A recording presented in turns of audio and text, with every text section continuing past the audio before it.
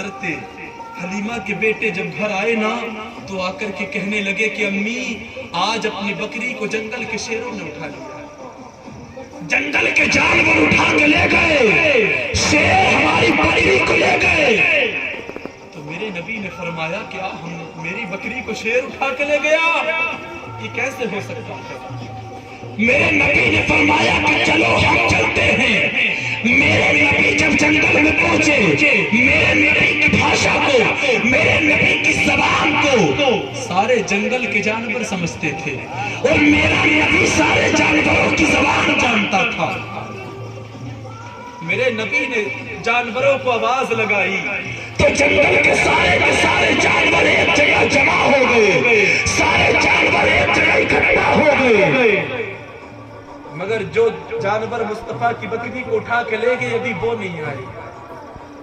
کہا سارے جانور جمع ہو گئے تو میرے نبی کریم صلی اللہ علیہ وسلم نے دیکھا تو جنگل کے جانور مصطفیٰ کی بکری کو اپنی پیٹھ پر اپنے سروں پہ بٹھا کر کے لا رہے ہیں، اپنے سروں پہ بٹھا کر کے لا رہے ہیں۔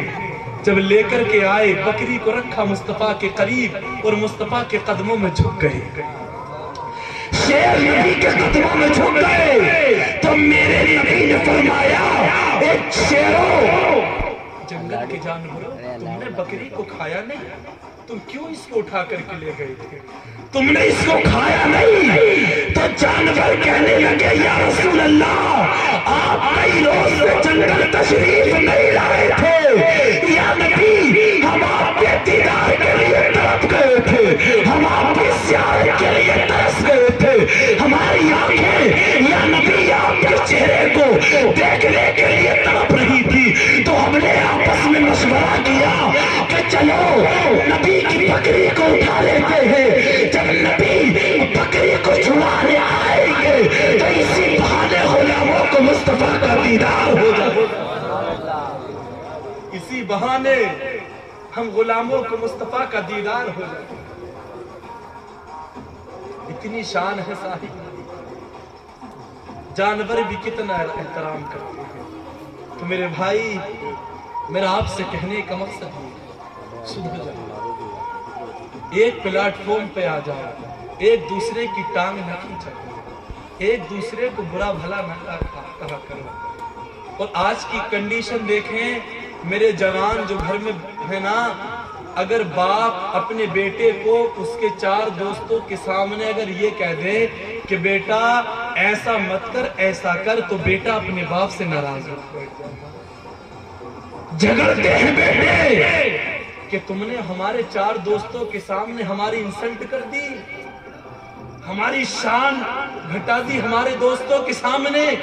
آج میں ان قوم کے بیٹوں سے یہ سوال کرنا چاہتا ہوں، آج تو اپنے باپ سے سوال کر رہا ہے، شرم آنی چاہیے، غیرت آنا چاہیے۔ یہ وہ باپ ہے جس باپ نے تیری پرورش کی خاطر اپنی زندگی کو قربان کر دیا، یہ وہ باپ ہے جس باپ نے تیری زندگی بنانے کے لیے اپنی زندگی کو داؤ پر تیری زندگی سنوارنے کے لیے، تجھے بڑا آدمی بنانے کے لیے، تجھے اچھی شکشا دینے کے لیے تیرے باپ نے امیروں کی غلامی بھی کی ہے۔ اگر تیرے باپ کو کسی کی مزدوری کرنی پڑی تو تیرے باپ نے تجھے پالنے کے لیے کسی امیر کی مزدوری بھی کی۔ اگر تیرے باپ نے تیری پرورش کرنے کے لیے امیروں کے جوتے صاف کرنے پڑے تو تیرے باپ نے تیری پرورش کے لیے امیروں کے جوتے بھی صاف کیے۔ آج تو اسی باپ کو انگلی دکھاتا ہے، آج تو اسی باپ کی شان میں توہین کرتا ہے، گستاخی کرتا ہے، شرم آنا چاہیے۔ میرے نبی کریم صلی اللہ تعالی علیہ وسلم کے ایک صحابی نے ایک منت مانی، ایک منت حدیث پاک پیش کی، توجہ سے سنے ماں اور بہنیں۔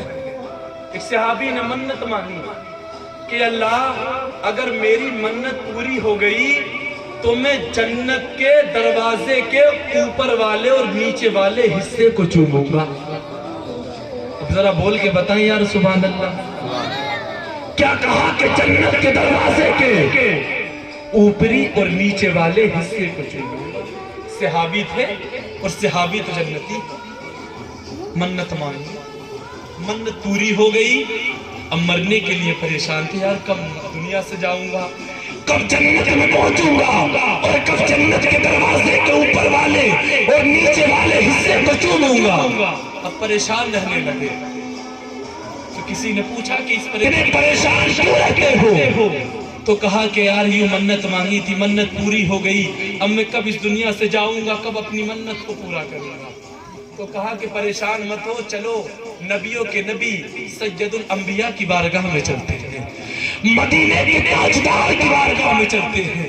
اب جب پہنچے نا مصطفیٰ کی بارگاہ میں, سرکار کی بارگاہ میں پہنچے, جا کر کے پورا معاملہ پیش کیا.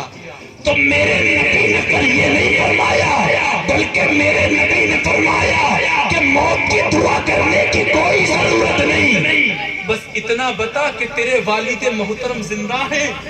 تو صحابی نے کہا یا رسول اللہ زندہ ہیں.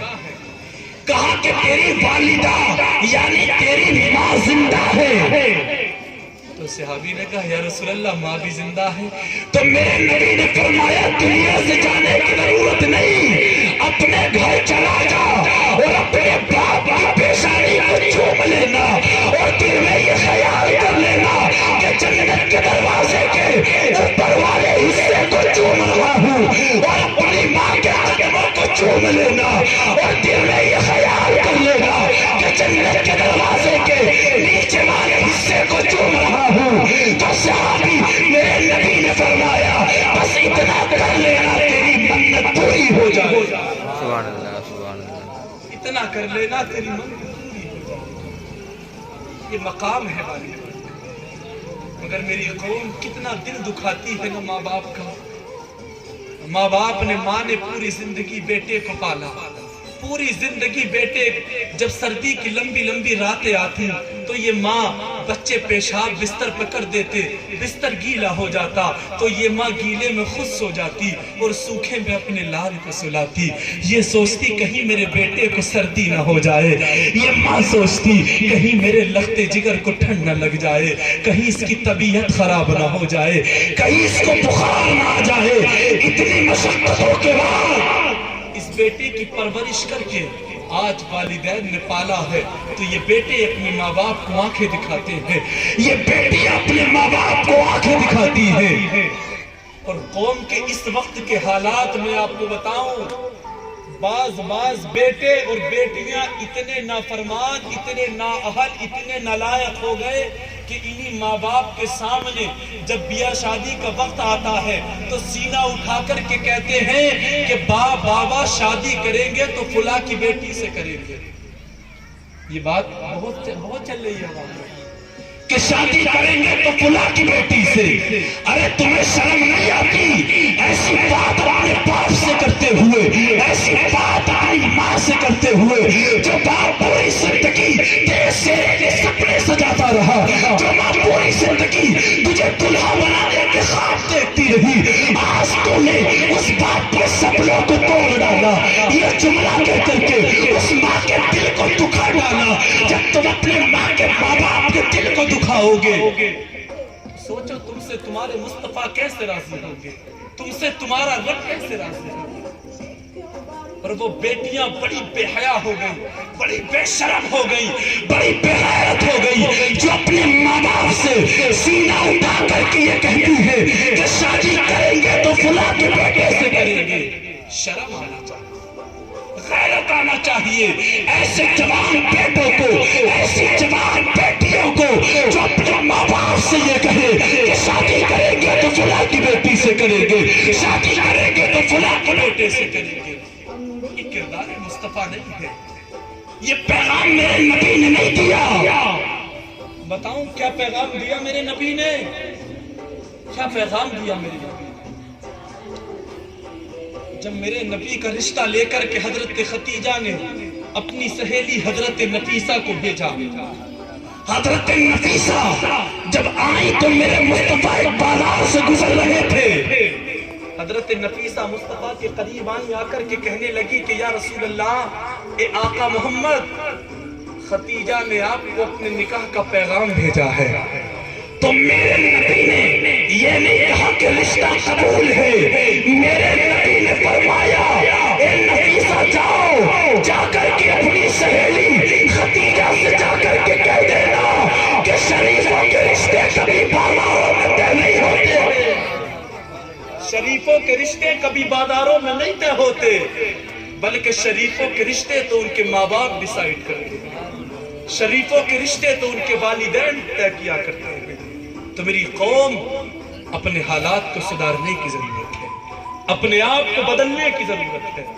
میں دعا کرتا ہوں پروردگار عالم میری گفتگو کو اپنی